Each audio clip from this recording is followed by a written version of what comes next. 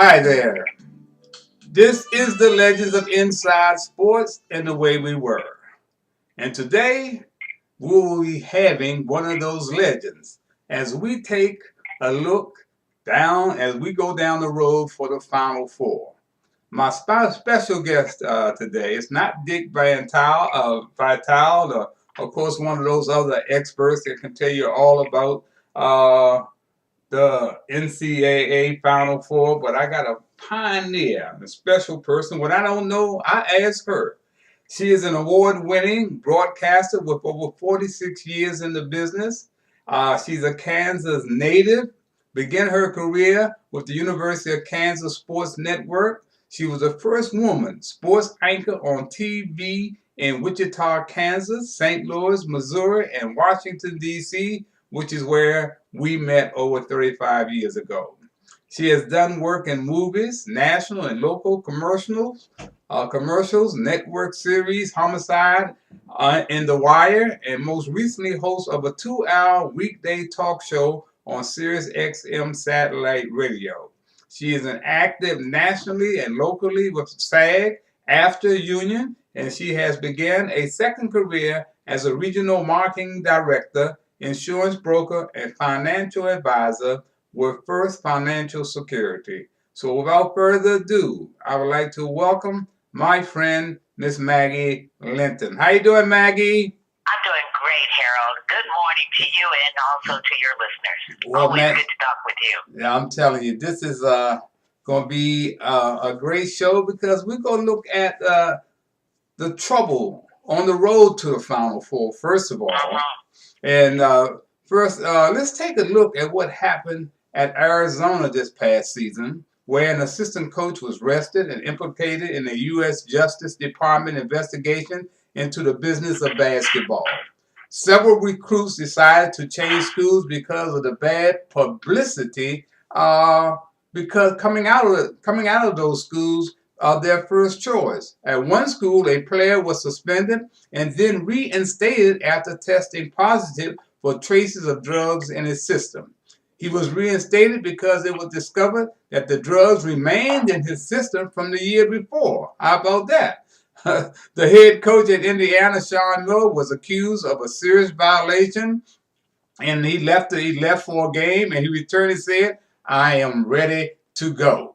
Now, this has been going on in college basketball for a long time. We got Rick Pitino, who was fired in Louisville. He told his agent recently to look for him another coaching job. How you going to be looking for another coaching job when you were fired for improprieties as it relates to a sneaker business? And now talking about a cat with 9 lives, that's Rick Pitino. Maggie, let's not forget Coach Bill Self had his own problems in Kansas. What is wrong with college sports? Maggie, first thing I want to do, I want to go to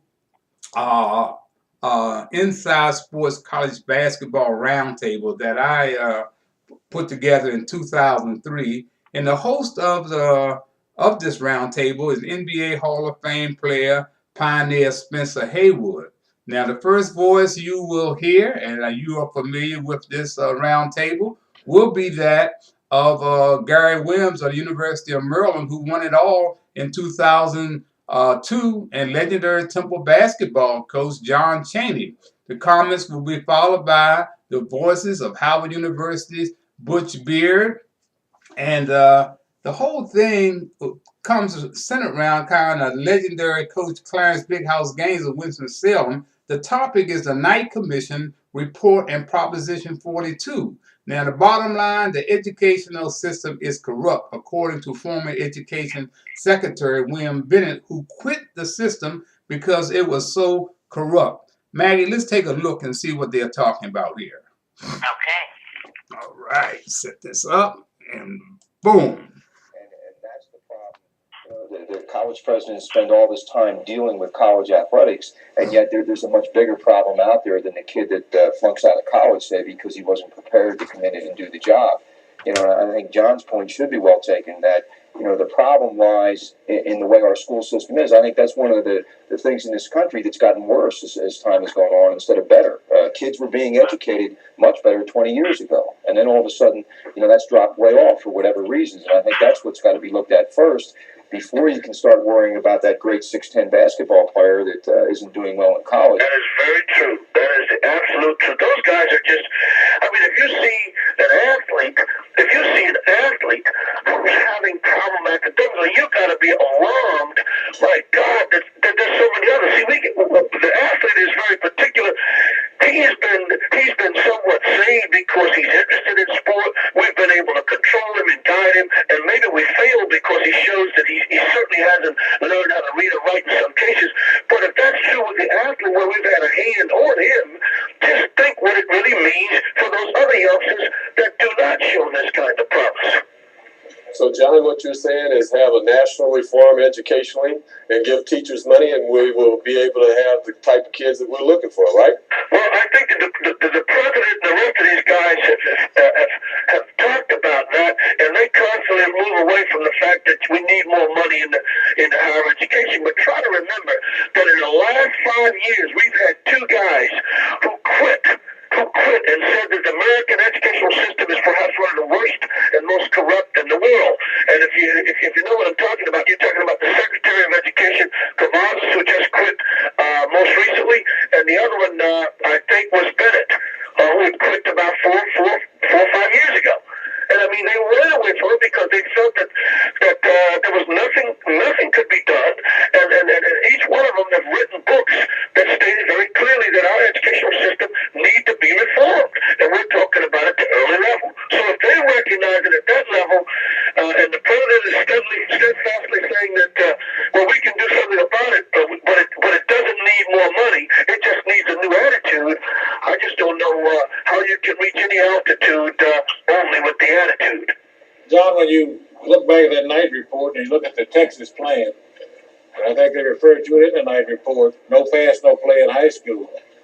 And I think if that's, frankly, that if that's adopted universally, that we won't have the problems at the college level. I think the mistake we made with 48 or 42 was that we didn't give the high schools an opportunity to actually prepare these kids. Well, I think that that's true, Coach. But here again, we can find if we travel throughout the country, we will find some high schools doing exactly that. But some high schools are not going to move and change their curriculum and some of their policies around for athletics. That's probably one of the things that we have to really understand. See, my major concern is that there are too many of the minority youngsters out there that are not being educated, from whence these athletes come. We just seem to think that the athletes come from somewhere like Shazam or something. They come from the same environment. So as I've been saying all along, that my major concern is not the athlete, because he's going to get along or get out or whatever, and he still will not represent any major change in our society. The problem is that when I find fault in an athlete, I find a bigger fault in the society in which he came from, and that's where we must make a change so that we will get a greater athlete, a greater person out of that bigger picture. And that's where we're not spending our time. Even as coaches, we're spending time talking about the athlete when he only represents a microcosm of the big problem. Okay, John, we're getting ready to take a break, but before we take a break, I'd like to leave a thought with the audience and also with the coaches. Maybe Butch Beard can bring the president in with us, since he's here at the seat of government at Howard University, and maybe we can discuss this a little further. Thank you.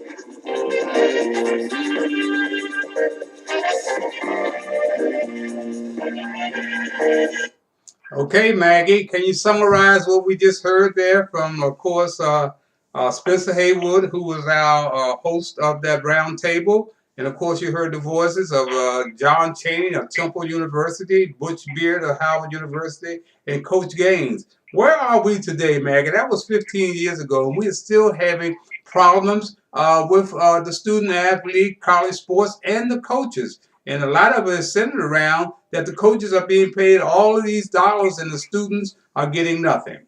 Take it, Maggie. Well, not only are they being paid nothing, but they are also being penalized for even accepting anything, which is absolutely ridiculous. I know one of the things that's, I'll look at the University of Kansas, we had Silvio de Souza got off the plane and they said he was in flip-flops and a pair of shorts, and that somebody gave him a coat. Oh my God, you know, the university could be penalized for giving a kid who comes from Angola a coat for when he gets off a plane because he's never had a coat. So, you know, it's like you're looking at him going, how stupid is this? The NCAA is about as archaic. They're kind of like, as I consider it, the Second Amendment. Okay, this country does not need to be defended, and people don't need to be armed in the same sort of way. It's time to wake up and let the athletes have some, you know, if not paid for, then at least be given some freedom within their activities to not penalize a school and have it go crazy. Like you said, millions of dollars. The universities are paying these coaches multi-millions of dollars, and yet if they look at their kids and take them, you know, give them anything, it's like against the rules. Well, it's time for the rules to be changed. And when is somebody going to wake up and do exactly that? I agree, Maggie. We're talking to my special guest this morning, pioneer in radio and television sports talk shows, Miss Maggie Linton. You can see her right behind me between the great Hank Aaron, Paul Robeson, and above her head, that's the great Muhammad Ali. Maggie, you know, as we move into the Final Four, the 68 teams, it's going to be very interesting. How does the top teams in the region look to you? And I'm talking about number one in the South is Virginia, in the East is Villanova, in the West is Xavier, and of course Midwest is your school, Kansas. Are we looking, or you know, there could be some dog horses and some upsets here. Which looks like the toughest region, Maggie? Look at St. Bonnie at UCLA last night. It's like, hello. Yeah. You know, UCLA has fallen on unbelievable hard times. Of course, I have to credit the Ball family for creating so many problems and issues for them. Mm-hmm. But at the same time, we're looking at a school which, until this season, was tied with KU as winning 13 championships in a row. And they have fallen on hard times. And so when you see St. Bonaventure coming in, this is a wide open field this year. Nobody's really leading the pack except for Virginia. And when you look at it, you know, their sixth man off the bench just will not be part of the tournament this year. So where are they going to go? Right. Not everybody has somebody else sitting on the bench. And you hear people saying, oh, you know, there are some people that are playing 10 and 12 players, but are 9 or 10 players, but are they any good? Mm-hmm. And are they just awaiting the chance? Yeah. This is going to be a different and crazy kind of tournament, and you can believe that. Maggie, you know, they say that the toughest region is the Midwest, but I'm looking at the South, where, of course, the ACC is heavily represented with Duke and all the rest of those teams. Even though Virginia is 31-2, it's gonna be tough over there with Cincinnati and the rest of those teams, Maggie. Yeah, I agree with you 100%. I think the South region is definitely the toughest. It is stacked. And when I say stacked, I mean it includes Kentucky. And, of course, we were just talking about Arizona, who's always tough. Tennessee, you can't get away from them. Cincinnati on any good night can beat anybody. But you look all the way down, and they've got Michigan, who actually outright won the Big Ten. But the Big Ten is very down. The Big Ten, which has 14 teams. That's right. The Big Ten. It's a tough region. It includes North Carolina in that one too. That's right. Yeah, that's gonna be. And I think that there are going to be some upsets starting tomorrow. Of course, there's the always 5-12, which you can't get away from. You look at the, South Dakota State Jackrabbits or something like that, and Ohio State. That Ohio State has been good, but they've been up and down all over the place. And then when you look at, I also look at the 8-9, North Carolina State and Seton Hall.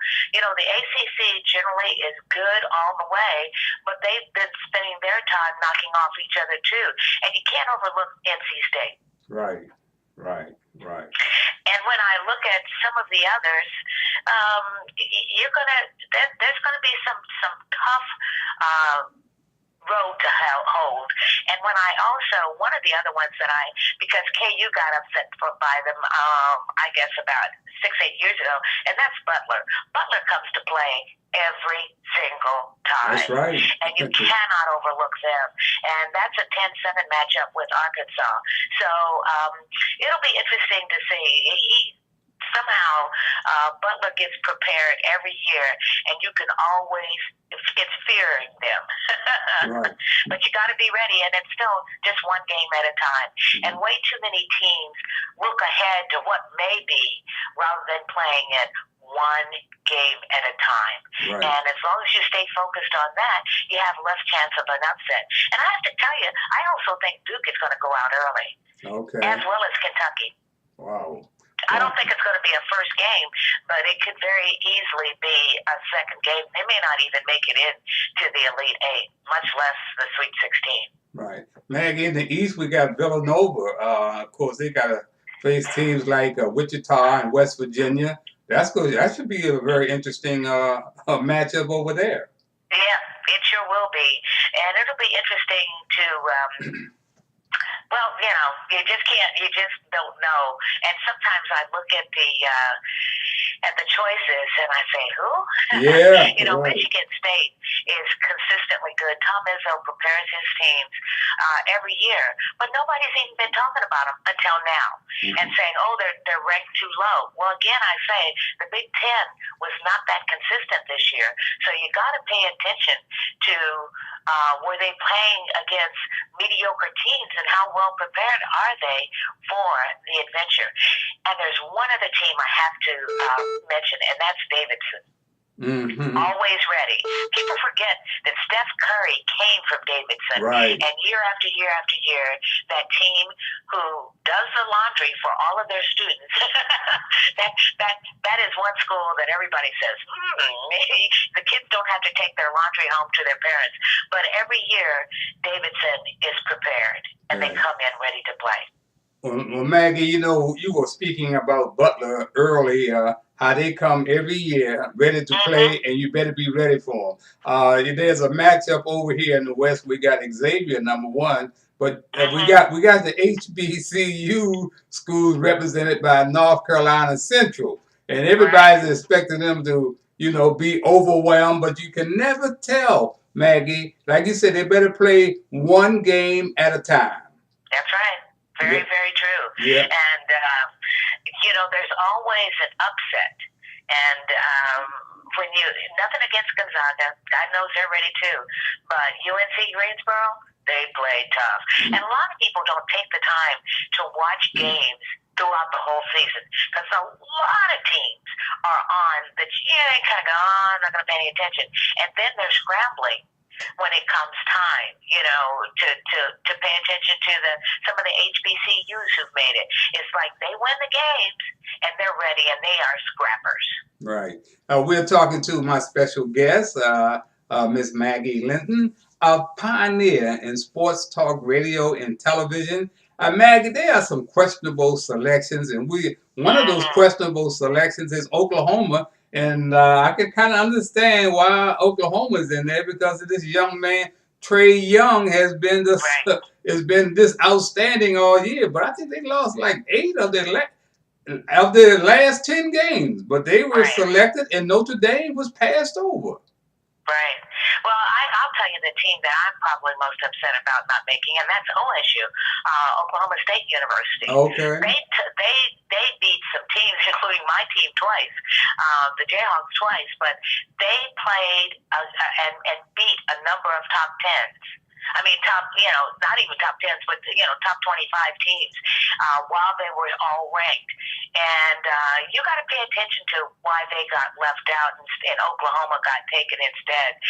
My problem with Oklahoma is the rest of the team waits for Trae Young to win it for them. Mm-hmm. And I think he may be feeling less pressure now, and the team may too, now that they're out of the Big 12 scramble. Big 12 was considered the best, league this year, and it could be. But all I know is every single game is a tough game. You never have a day off. But if you don't learn how to play as a team, you're never going to go far in this tournament or any others. Which is why, I have to say, which is why KU is number one again in the Big 12, because they play as a team. Mm-hmm. The Big 12 Player of the Year, Devontae Graham, he doesn't care how many points he gets, but he wants to make sure everybody else is involved. And look at how many touches all of them get. And look at who came out to really make a difference. It's everybody. Mm-hmm. It's got to be support for the whole team. And if you're waiting for your top one or two players to win the game for you, guess what? 9 chances out of 10, they're not. Mm-hmm. Maggie, has one and done really hurt the colleges around the country when a ball player, a exciting ball player like Trae Young comes in and carries the team for the whole year, causes excitement all over the country, and of course we know that he's headed for the NBA. I've been listening to some of these guys talk about he's suspect because he's so small.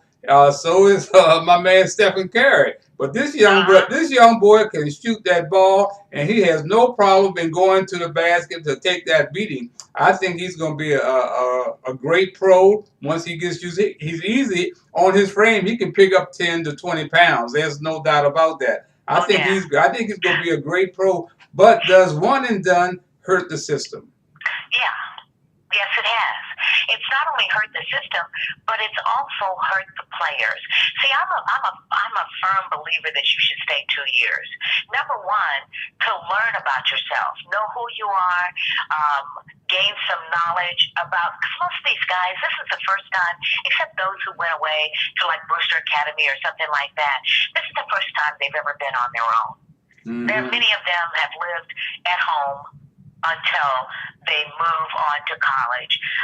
A year or two, you can learn a whole lot. And I would love to see it be mandatory for 2 years. But people say, well, what if you get hurt? Well, yeah, you get hurt, but you also can be repaired. There are very few players on the NBA right now who haven't been hurt at one time or another. Right. Whether it's you look at Kobe Bryant, Achilles heel. Yeah, you look at so many of them with knee problems and everything else, but you heal and you continue to grow. And even coming out of college, if you get hurt even that second year, you're going to still be okay. They're going to look at your body of work. And I think that they learn a lot about playing together in most cases. And, I was listening to Roy Williams and Krzyzewski as well as Coach K, and I'm trying to remember who the third coach was, and they were all, from the ACC, and them talking about Roy saying, I don't even mind seeing guys come out of high school and going straight into the NBA. Well, I don't. I don't like that. Number one, I think you need a little guidance in life. And that's one of the things you can also get from your college coaches. You know, you listen to the guys who stayed longer, especially when they're doing their senior speeches, and they say, you know, thank you for helping me become a man. And so many of these guys also have not had a father figure in their lives. They've been raised by mothers or grandmothers or aunts or uncles or sisters or whatever the case may be, especially when it comes from the black family perspective. And you see, they really do need the guidance of that strong personality of coaches who help make a difference in these guys' lives. They also learn how to become smarter academically because, you know, your career is not going to last forever. And if you aren't prepared for something else, then you really are set up for failure. Okay, we're talking to my special guest, pioneer, Miss Maggie Linton. Maggie, we're going to go back and hear the rest of this roundtable with Spencer Haywood, who was selected this couple of years ago to the NBA Hall of Fame. And we got on that panel, of course, Gary Williams of University of Maryland, who won it all in 2002. Butch Beard, a former NBA player, coaching Howard University. And we got Mike Jarvis of George Washington University. And of course, my mentor and my main man, the late Coach Bighouse Gaines. Let's listen to what they have to say as we go out of here.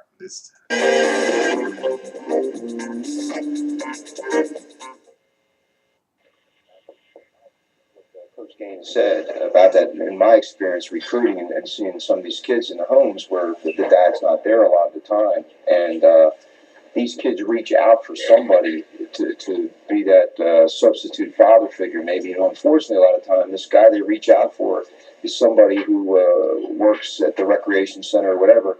And his main concern, he sees this kid with some talent, and his main concern is developing this kid's talent to the maximum level because it can benefit this person that works in his recreation center. Instead of making the kid go to school or making him learn his arithmetic or learn how to read, he's concerned with that jump shot or developing his ball handling. And I think if somehow we could get different people that these kids would listen to rather than that guy that has his own interest involved, we might be able to change some things there. One of the things that just struck me, Gary, when you were talking, whenever there's a career day at high school, who is the first guy they go out and try to get? A professional athlete, right? Try to bring him in to talk to the kids. Let's be realistic. You know, hey, he can talk to that class, and nobody in that class will never play. It's very hard to get a doctor, a lawyer, a garbage collector in to go and talk to kids about, hey, how to make a living. Because of the mere fact that, we're all looking at that boob tube, the same thing that we're on. They see a Michael Jordan, a Larry Bird, a Magic Johnson, and they say, this is the only way out. But it's not the only way out. You have a less of a possibility to become a pro than you would a doctor or a lawyer. That's right. That's right. And or any other job. And on career day, the schools should really try to get those people in so that the kids would understand that, hey, there are other things to do other than be a basketball player, baseball player, or football player. So are we in agreement that maybe they should change the standards as far as the role models are concerned and sort of look at in the community, look at the ministers, the school teachers, those people who are physically there with these people, those are the role models instead of the so-called guys such as myself and the entertainment industry as well? A lot of times, you hear people talk about the fact that young athletes, shouldn't really be thinking about playing in the pros. Well, I tend to, in a way, disagree in the sense that what thinking about playing in the pros does is it gives a youngster something to strive for. And in that striving to, for example, become a professional, there are certain things that most people, you are an exception, have to do. And one of them is go to college. And what we find many times, most of the kids that we get, they think they're going to play in the NBA. That's fine. But reality will set in for 99.9% of them.